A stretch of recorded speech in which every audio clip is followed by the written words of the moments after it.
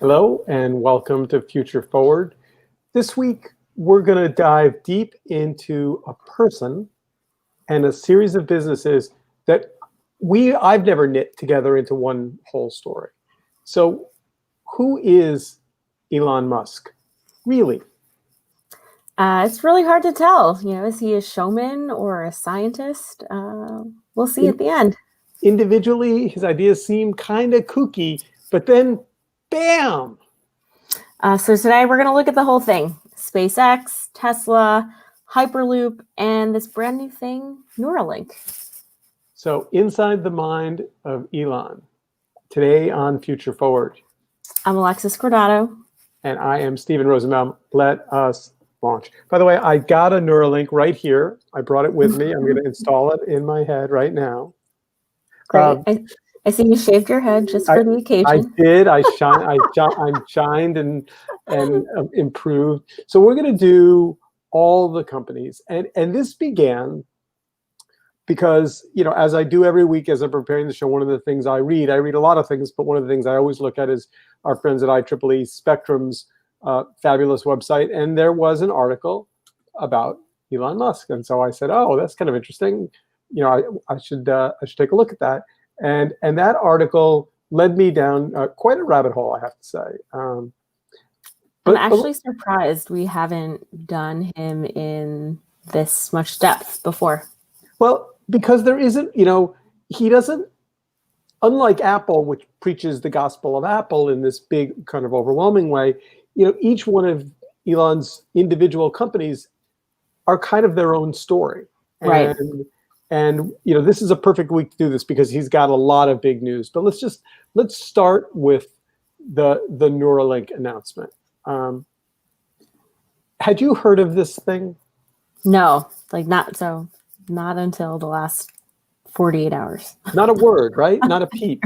Yeah. So I'm sitting in front of my computer, maybe it was Thursday or Friday of last week, and I get a blip saying there's going to be a live broadcast. Elon Musk's going to announce Neuralink.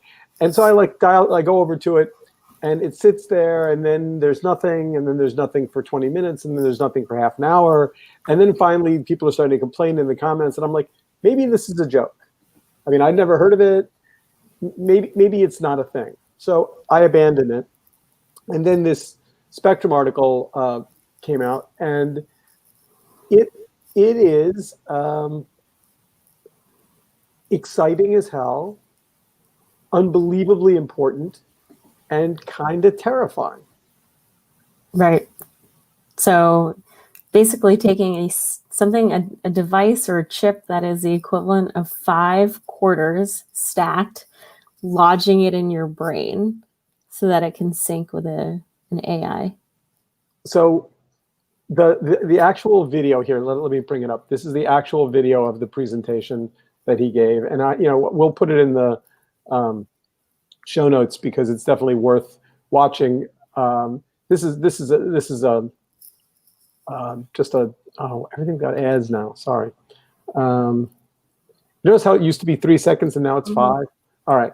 So he's very careful. Clearly his handlers have said to him, "Don't make this sci-fi scary.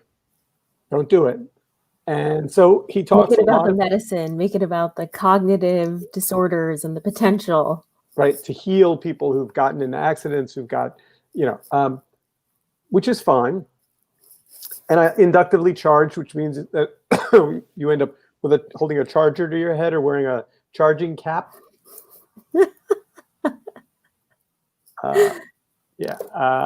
By the way, all the gizmo makers in the world are busy designing their Neuralink charging cap devices to release. But it is he presents it as basically a machine man interface, wireless interface. And if you don't pay close attention, it seems kind of fabuloso, right? I mean, right. But it works. They tested it on pigs. Although I'd love to see how pigs, anyway, here's the video. This is a video of, and they're actually getting the the data. And by the way, sidebar, but if you watch the live event, everyone's wearing masks. The cameraman is wearing masks, but there's definitely not social distancing with the quote audience, whoever's in the room, and they're not wearing masks. So this would seem to be, so a couple of things about this and why I think this is the way to start a show about Elon. Like, this is wild. And he says at the very beginning, we're not raising money. We're not trying to sell the device. This isn't a marketing video. We're looking for talent. We're looking for engineering talent. We want the best of the brightest. So he's looking to put together, people that will build innovation around connecting machines and, in this case, pigs. But presumably, pig brains are not that different than human brains. Yeah. So I predict that in our lifetime, this will be available for humans, and maybe the entry point to the market is going to be weight loss. It's going to be something like, this is going to help you suppress your appetite, or it's going to help you better understand chronic pain. You can totally see. So often on this show, I like to think of myself as the risk taker, but in this particular case, I think you're just out of your mind. So it's definitely not for me, but I can definitely see some people being very into it, because you think about just general trends, right? We're connected to our devices. We have connected homes. The future is going that way. So the idea of even having it more pervasive and abstracted out, like, forget wearable devices. It's almost like you are the device. I can see it. So two things. One, I drew the line in my household. I have lots of connected devices. I did not buy a connected refrigerator, and I did not buy a connected washer or dryer, because I think big consumer appliances where you have to have a guy come in to fix it if it breaks, because you can't really take it to the store. To me, that's where I draw the line. But I also think the idea of elective brain surgery is like when I put those two words together, I'm just like, we haven't ever talked about this, but like, I won't do LASIK. Mm-hmm. I like my glasses. They're part of my personality, but I also don't like the idea of like someone who I don't know, who I'm never going to see again, putting a laser in my eyes. So I totally think though people are going to do it. Like, for example, like when you have a deviated septum, sometimes people go in and they not only get their deviated septum fixed, but they get a nose job, right? So for all we know, someone's like, oh, I'm getting hair transplants. And while you're at it, just like stick the Neuralink in there. 2 for 1. We're going to go back to the Elon conversation. All right. So let's, everyone, if you're paying attention, so this is one of 5 companies we're going to talk about. This is the first one. This is Neuralink. It came out of the blue. Maybe other geeks out there, if you're watching this and you want to jump into the comments, we'll add your voice to the program. I don't know that this is going to be a thing, but and I don't know that he has any medical background. But in any case, let's move on to thing number 2, which is maybe the one everyone knows, the most high profile. Well, the earliest adventure in Elon land was the Tesla. Yeah. And I remember first when he came out and started talking about it, I mean, everybody went nuts and said, you're out of your mind. There's not going to be, he's not the automotive industry laughed at him. I mean, he went, he got humiliated. And now it turns out, I mean, does anyone think the Tesla isn't awesome? No, I mean, it's actually really impressive. I mean, the go-to-market strategy was amazing. He only needed to find a few hundred sort of early adopter techies, sort of who could afford a car that was not readily available. And here we are years later, and electric cars are kind of sexy. Yeah, and it's also a beautiful car. So there's a terrific article about, and it says, if you want to buy a car post coronavirus, you should consider the Tesla, pros and cons. And it's really well written. This is Business Insider. And essentially what it says is Lots of reason to buy it, priced reasonably. The only negative they come up with is the writer says, if you have small children, the hour it takes to sit at the charging station as opposed to the 5 minutes it takes to fill up a tank of gas might make you insane. Yeah, so my understanding is it's like a 100-mile sort of driving radius, and then you have to charge up. And but what solves this, though, and I think this is what people are doing, is they're just buying multiple batteries. I don't think But either way, it's not really a road trip car yet. I don't think you can switch the batteries out. I think they're enormous. Or maybe that's the solution, the long-term one. Yeah, the long-term one is something with you roll in and they stick the new battery under your car. By the way, just to jump back for 1 second, we got a comment from Evita who says that she is concerned about the Neuralink. And Evita, I totally agree with you. We're concerned about a lot of tech on this podcast. Yeah, fair enough. That's true. But that train just keeps going. So, but part of what makes this is the overall who is Elon question. I mean, will history write that he was Einstein? I mean, is he or is he Frankenstein? Like, pick a Stein. Is he a mad scientist or a visionary, or both? I mean, I think you need to be mad in order to be, brilliant. And, I don't think there's any doubt that he's sort of like the real life Tony Stark of our time. That's interesting. I think what it comes down to is just if we're keeping a scorecard, Tesla, count me in. I'll buy one. I don't know where I put it, but sure. Neuralink, yeah, I think I'm a pass.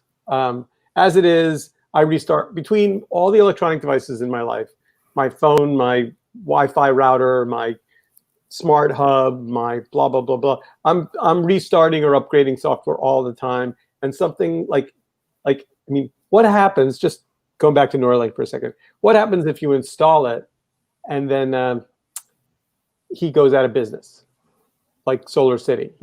He says, all right, couldn't make it work. Now you've got this thing in your head and they send you an email saying, bad news, software version 3.0 will be our last. Right. Swing by the neighborhood brain surgery store to have it removed. Yeah. I think I'm enjoying this a little too much. All right. All right. So let's move to the one that gets the most press, and that is SpaceX. Yep. So SpaceX raised $1.9 billion in its latest round of funding. This is all last. By the way, last week was a big week for Elon. He raised $1.9 billion for SpaceX. He was named one of the 4 richest men on Earth, people on Earth. He's worth $100 billion. He's worth $100 billion, which is half of Jeff Bezos, but still not bad. Yeah, but he doesn't have to ship, dog food and diapers. He just does the sexy stuff. And on top of that, he announced Neuralink. So these are all, kind of 3 great big things. But also, and this is maybe the thing I don't understand as well, and maybe you do, I don't exactly understand the business model of SpaceX. Like, I mean, this is how is it that the US government decided to be out of the space business, and here comes Elon Musk and he says, I'm going to be in the space business, and presumably the federal government pays him $1 kabillion, right? Right. $1 kabillion.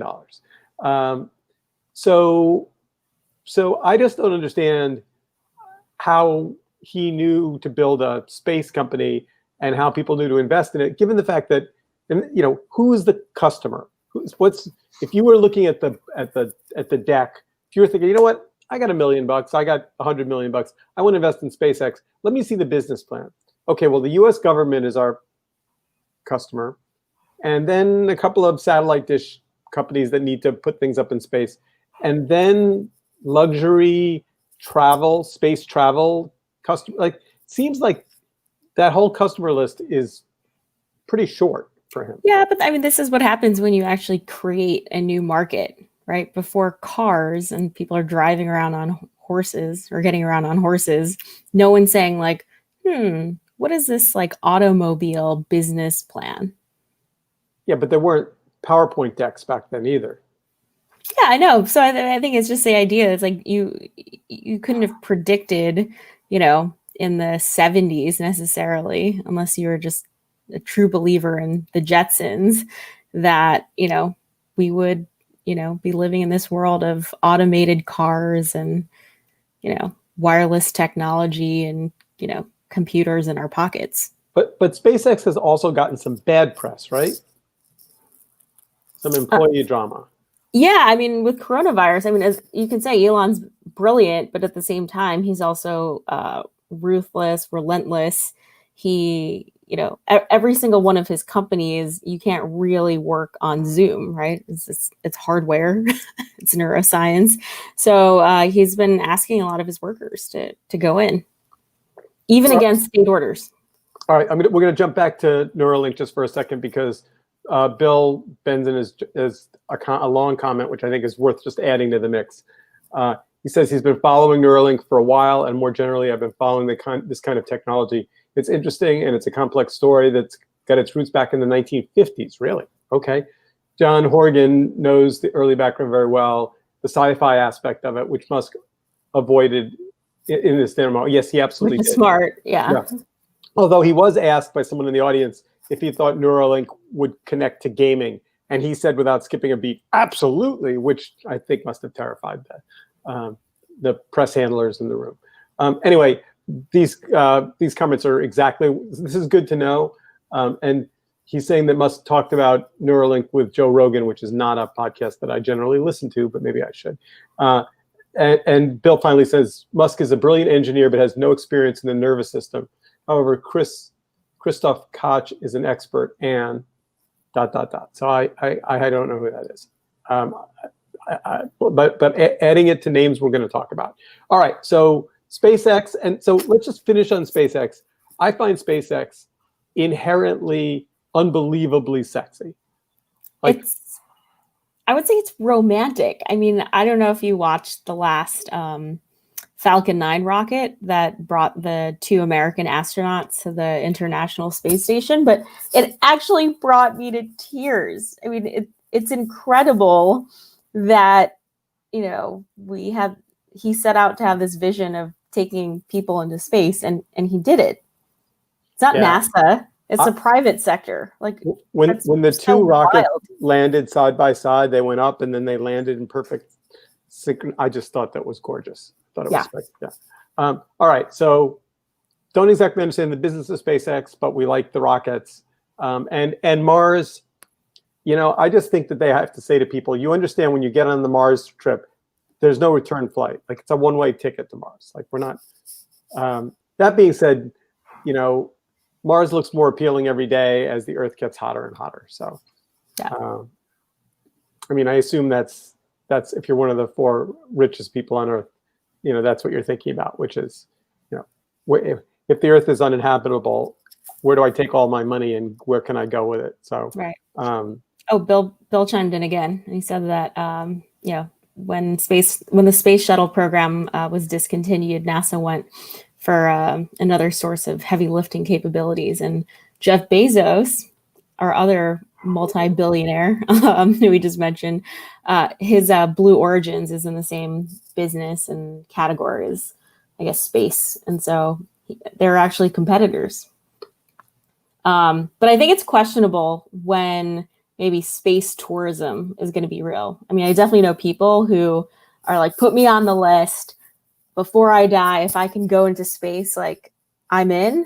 I just don't know how big that market is. But at the same time, if space is a frontier and if the Earth is dying and we want longevity and we want the human race to continue, then I guess Elon Musk and Jeff Bezos are our best hope.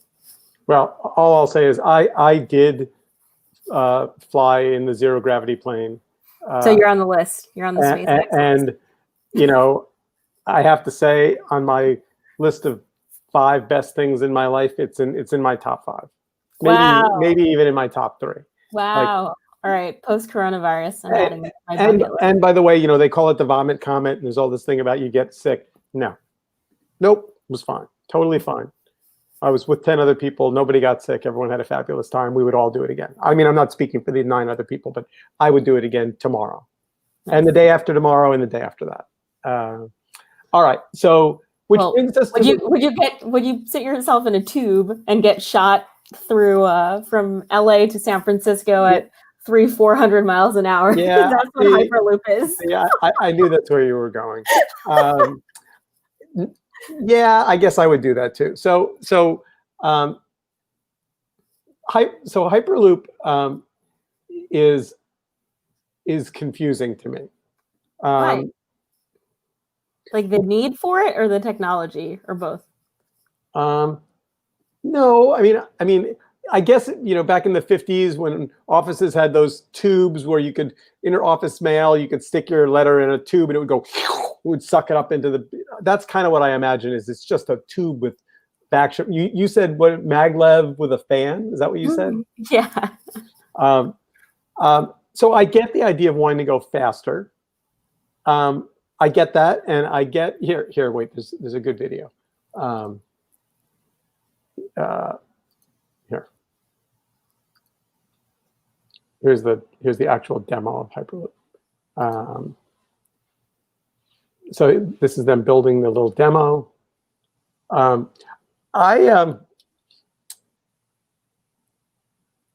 know, he's got 2 parallel transportation businesses. And this is the other big Elon Musk announcement of last week, buried in 3 other announcements from last week, which was that his other underground transportation strategy, which he's building in Las Vegas, is going to be live within 3 months. Yeah. So I actually also hadn't heard of this boring company. The boring company. See, and the thing is, with all things Elon, like I remember when he got on stage at TED and spoke about the boring company, and there was this, you could feel in the room, everyone going, is he joking? Is this like, is he being tongue in cheek? Is he like, hey, the boring, because it's boring. We're digging tunnels underground. But he didn't mean boring, that kind of boring. He meant boring like boring holes underground. And that, so let's not confuse, even though it's easy to confuse, Hyperloop with the boring company, because they are in fact parallel strategies, but not the same company and not the same idea. The boring company is essentially an underground ability to take vehicles. Take vehicles, suck them into a hole in the ground, put them under the city streets, and then pop them back up. So it's kind of like, you know, in the airport, you know, those long belts where when it's a really long walk, you can get on the belt and it'll kind of, you can walk, and also it drag you along through the terminal. What are those called? Like walking things, walking belts. Yeah. Or right, those things. Yeah. Well, I mean, that's what the boring company is building. And this is from inverse.com. It says the boring company was born out of Musk's frustration with Los Angeles traffic at the end of 2016. Yep. So this was a concept video in 2017, and now he's building it, and it's going to open in Las Vegas. Yeah. So I root for all of his companies to succeed, because I can actually see how they solve really big, frustrating problems that can kind of benefit everyone. Like if you take Hyperloop, for example, I mean, Amtrak just does not compare to, say, the European or Japanese railway system, right? The same distance between New York and DC is the same distance between Rome and Florence. It takes Amtrak 4 hours to travel that distance, and it takes, you know, high-speed trains an hour and a half, right? We keep touting ourselves as sort of the greatest country, but our means of public transportation just don't even compete. So I think Elon's sort of transportation alternatives are exciting. They're different, and I would love to see them actually implemented.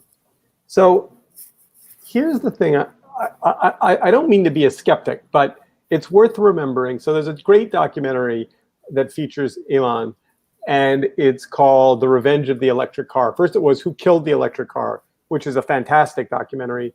But The Revenge of the Electric Car is also fascinating. And he plays a role in both of them. And, it's worth thinking about the fact that there are things he can't control. And let's talk about Solar City as an example of that. So Solar City, he bought up all of these solar panel manufacturers and installers with the idea that he was going to be able to roll into your house. I don't exactly understand how the deal got structured, but it was like you would plug into his network, you put solar panels on your roof, he would take the electricity into his network, he would use it to power his electric cars. It was very integrated. And only thing was, he didn't calculate that the price of oil was going to fall out of the sky. Right. And the price of oil got so cheap that people said, you know what, solar's great, but we, environment notwithstanding, we're just going to go back to buying oil for a while. And so Solar City got purchased by and rolled into Tesla with a whole bunch of lawsuits and a whole bunch of ugliness. And I guess what I wonder about if I were an investor in these things, which I'm not happily, is, both in terms of the Boring Company and Hyperloop, does COVID not slow or stall or end some meaningful percentage of in-person gatherings? I think I hope it's all temporary, but I think regardless, you can say that the airline industry has come to sort of a grinding halt, but domestic travel is actually on the rise. I know so many people who have bought cars recently because they're moving out of the city. And so if you think about primary cities like New York and San Francisco, and then sort of smaller secondary cities that are attracting people because they're more affordable, then actually not only does Tesla benefit, but connecting cities like Chicago and Cleveland, or Detroit and Chicago, through either Tesla, Hyperloop, and or the Boring Company, is actually incredible. So the other thing about Elon that I find interesting is, like, none of it is digital, right? I mean, he's not talking about a virtual world with helmets, and he's almost everything he's doing is quite physical, quite mechanical, quite lots of heavy industry, lots of metal, lots of soldering, but it's still built in. Like a Tesla, the Tesla dashboard is almost an entire digital screen. So I've only been in a Tesla once, and I was in the driver's seat, and it was on autopilot, and it was terrifying and magical. Yeah, it's the digital web interfaces. It's not necessarily up front and center, but everything about his companies is powered by a combination of software and hardware. And I think not only within the companies themselves, but each company together represents a system, like an integrated system, which is wild. Like you said, solar panels, electric car charging stations to help fuel Tesla vehicles, which could then go underground in the Boring Company infrastructure. I mean, he's like a mad scientist when you think about it. All right, so we got a bunch of live viewers. Let me ask the question to you guys. Like, if you had to vote, like, what's your favorite Elon Musk company, and what's your least favorite? Like, we were going to talk about this as well, so like I can tell you what my favorite is and what my least favorite is. And I don't think we're aligned on this. I think I think So, who wants to go first? All right, let's do favorite. For me, it's Tesla, and the reasons are I can buy one. It's not like it's attainable. So for you, it's Tesla. That's interesting. All right, this is going to sound odd given what I just talked about for the last half hour, but I would say my favorite is Neuralink. Okay. Not because I would do it necessarily, but because I think space, while it's interesting, isn't really attainable. Tesla, while it's gorgeous and I would love to own one, like it's still a car. Like other people, like it's not a brand new thing. The Boring Company, I travel on the subway, so the idea that we're going to be able to go to Vegas and get from one side of the strip to the other faster seems to me like not a societal win. But I do think Neuralink, if it's deployed in an could be the thing that Google Glass wasn't. So you think brain to brain, I guess, chip technology is the net good thing? Wait a second. You said something different than I was thinking, which is I think of Neuralink as brain to device to computer, but if Neuralink actually allows me to walk down the street and connect with you, like the idea of it as a human to human connecting device never even occurred to me, and I'm not sure that's even in the spec. Well, that's what Bill's comment said, is that when you look at the sort of the history of this technology, it sort of implies the potential for brain to brain communication. All right, so Ann Craig's jumping in. She's saying, my challenge with Elon Musk is when he supports Kanye West for president. I think he's more mad than scientist. Well, this is why he's so polarizing. I've never really been able to figure him out, because his ideas sound crazy, but then he pulls them off. But then at an individual personal level, sometimes he really does say ridiculous things, or does things like name his kid after a plane.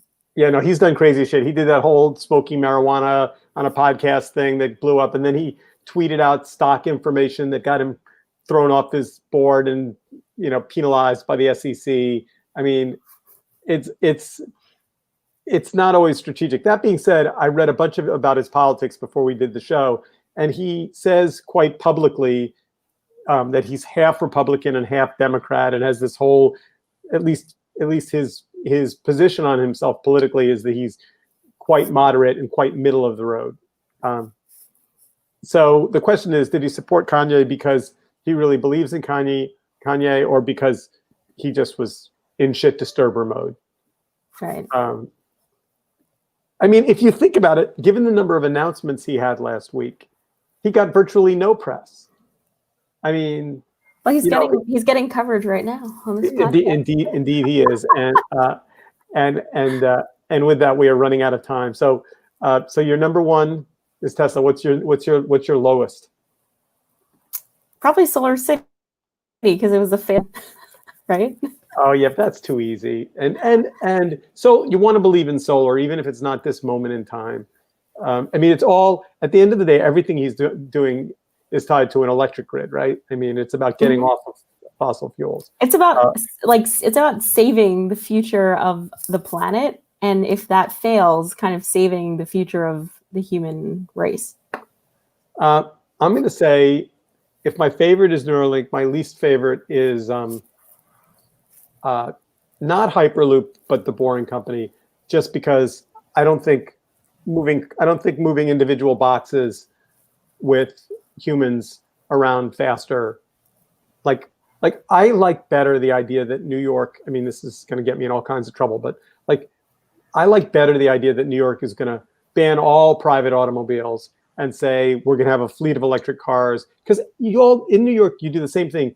You get in the vehicle and you go 10 blocks, and I would love to have, it's a grid structure. This would be a perfect city for some kind of a public, electric vehicle, driverless car network. Oh man, we have to do a whole different show just on the future of transportation in cities, because I think you're like stuck on old mental models of like the subway and cars. It's like Betamax. Like, forget Betamax, forget VHS. Okay, all right. So stuck on old models. Yeah, that's how people definitely describe me. Stuck on old models. Fine. By the way, you're the one who's basically like, everyone's going back to owning their own car and driving around in their Tesla. Yeah, that's true. That's true. All right. So we have one more comment from Bill. who says, by the way, military has a lot of interest in brain-to-body linkage as a way to drive prosthetic devices worn by injured soldiers. There's a lot of work in this, and I'm sure Neuralink is going to after this market. Yeah, okay. I like that application. I mean, yeah, or we could send less people over to have their limbs blown off, which might also be a good application.